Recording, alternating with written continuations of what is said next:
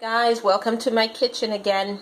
So this video I'm going to show you guys how to make one of my favorite things, and that is fried breadfruit, or you can call it, I guess, breadfruit chips. And you basically just like you would fry potatoes, you can fry breadfruit. Now for the first time last night I roasted, or baked I guess you can say, in the oven half of a breadfruit, not the entire bit, because the other half I used in my oil down dish, and you guys can check out that video previous to this video, okay? And so I have the leftover, or the other half of it, and this is it right here. All I did was wrap it in foil, because I already had cut it, so I wrapped it in the foil so it doesn't dry out completely in the oven, and stuck it in the oven for about an hour. I think I put it on 350 degrees, and yeah, so now it's nicely cooked. So what I've just done is I've peeled off the rind or the skin on it, because you can't eat that. And then I cut out this part of it, okay, right in here. You just take your knife and you cut this out. I'm not going to be cooking this part. I'm only going to cook this little bit, okay, because I don't want to eat too much fried food. It is fried after all, right? So now I have my piece right here, and I'm just going to be slicing it up, okay? And you can see I've already made a couple of slices right here. So let me just make another. One sec. And, okay, you're just going to slice it as thinly as you can without being, so thin that it actually falls apart in your hand. Oops, stop the video.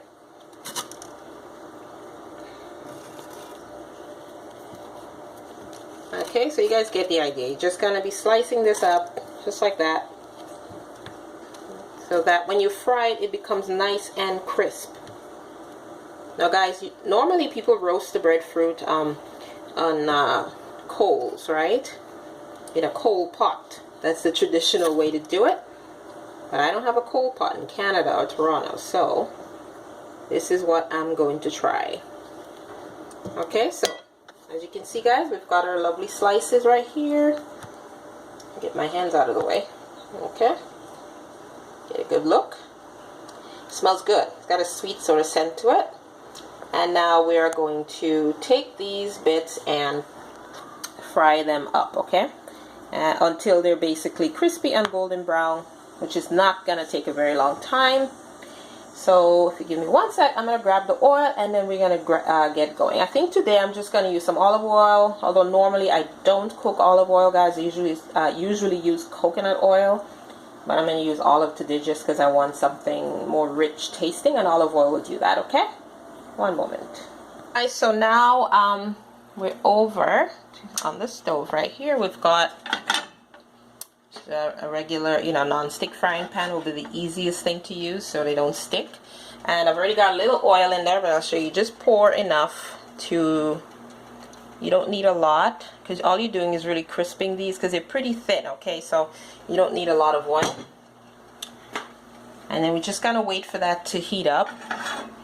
And for those of you who cook a little, olive oil does not like high heat for very long.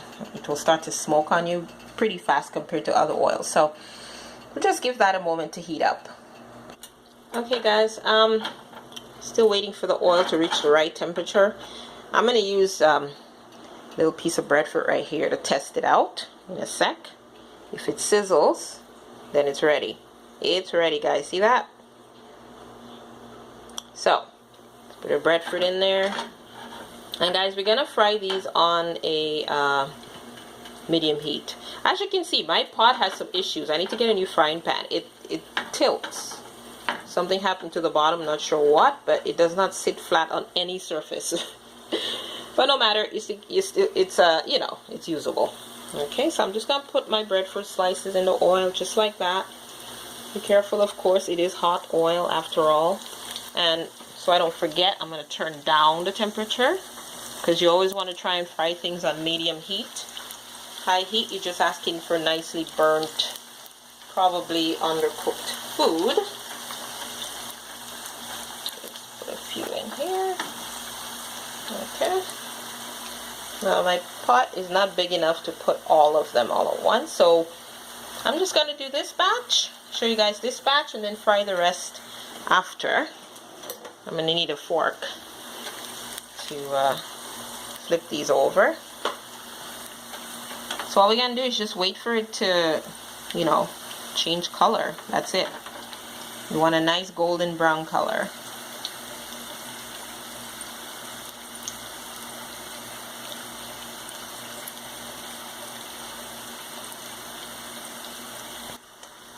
Okay guys, so I've gone on and grabbed a couple of more things that you might consider getting while you're waiting for your breadfruit to fry and crisp up to golden brown. I've got back here a plate. Any dish will do that's flat. And I've laid some paper towel to drain the oil when we remove it from the oil. And I've got my salt on standby. Ooh, I need more salt. But anyway, because it's best to throw salt onto things that are just removed from hot oil. That way the salt kind of absorbs into it much more efficiently, and it just tastes better that way because it melts quicker. So I think these are getting close to being golden. I'll take a peek here. You can always test it out.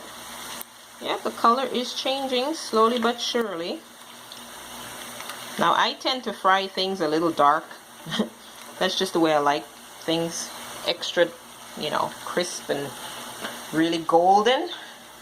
So I'm going to give it another 30 seconds to a minute or so. Let it crisp up some more. Okay guys, I've already flipped over a couple while I was waiting for it to turn brown. And as you can see, they take on a nice golden hue. Okay. That probably took about 3-4 minutes, I think. Or maybe 3 minutes on one side for it to turn brown. And so we'll just wait another 3 minutes or so for the other side to turn brown. And breadfruit, you know, fried breadfruit or breadfruit chips, but really we call it fried breadfruit where, you know, in Grenada, just fried breadfruit, is delicious. And it's easy to make once you've got your breadfruit all roasted and ready to go. Now, I've seen on YouTube other people have made this in other cultures or countries, you know, and all they've done is just peel the breadfruit and fry it up.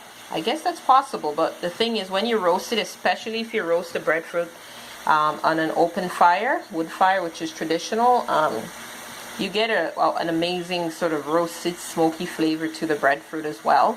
So that also gives that really delicious flavor you get when you fry it up.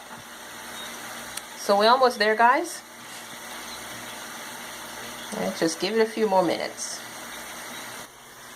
Okay, guys, so this one's ready. See, it's nice and golden.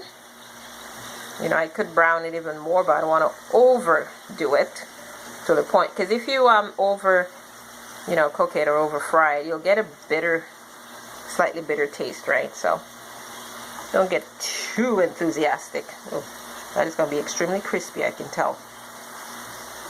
Trying to get the oil off it at the side of the pot. Just lean it like that. And just put it over here to drain.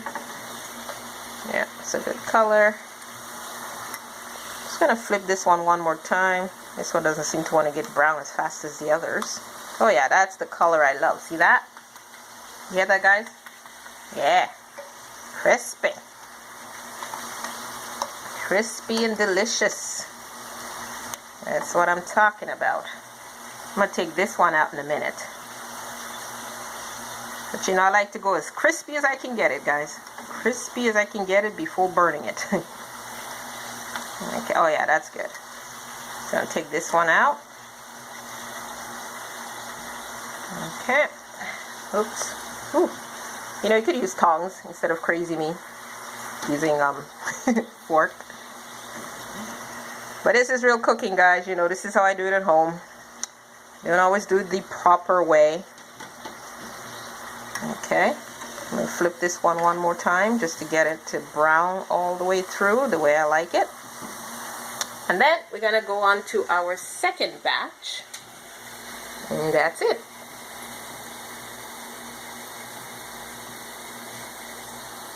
So I'll wait for that one. I give it another, maybe 30 seconds. Nope. Okay guys, so I'm going to take out the rest of them. These two. Actually, you know what? I'm going to leave this one just a little bit longer. This one I'm going to take out because that's pretty brown. Okay.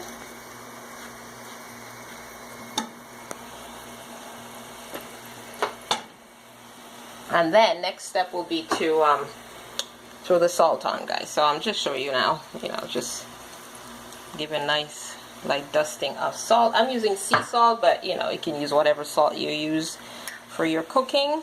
I just happen to love sea salt. Okay, so this one is done. So you put it to drain. I'm going to flip it over actually, because it's not laying flat. Since it's so crispy, it's changed shape. And then little salt. Okay, that's it, guys. Now I'm gonna try one. I mean, look at that. See that? Total crispiness. Very good. Enjoy, guys. See you in the next video. And don't forget to subscribe to my channel if you're enjoying my recipes and enjoying my garden. Just enjoy learning from me, guys. Hit the subscribe button below the video and give me a thumbs up if you love this recipe. And if you try it and it turns out beautiful, which I'm sure it will, let me know, guys. Thanks a lot. Have a good day. Love you. Love each other. Bye-bye.